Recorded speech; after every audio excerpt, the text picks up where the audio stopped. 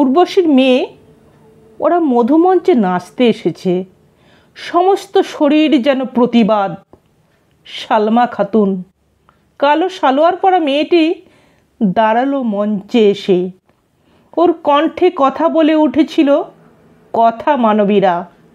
দৃপ্ত কালো আগুনের মতো ওই মেয়েটিকে দেখে বুঝতে পারেনি কেউ ওর রক্তে ঢুকে গেছে পজিটিভ HIV।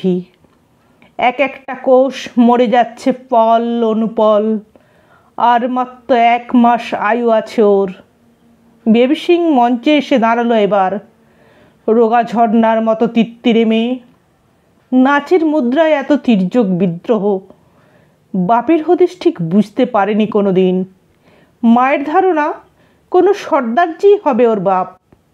42 জন্মের লজ্জায় ঘৃণায় হোমে থাকতে এসেও মাঝরাতে কেঁদে ওঠা বেবি পচা সমাজের দিকে নাচের মুদ্রায় যেন লাথি ছুটছিল।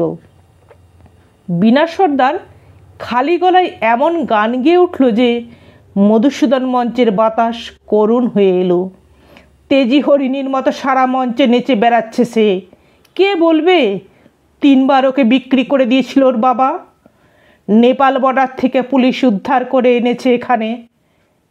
পুরনো কথার ঘায়ে মাঝে মাঝেই ওর মাথা খারাপ হচ্ছে। গঙ্গা মল্লিক এই মঞ্চে এসে কি আশ্চর্য কবিতা বলছে।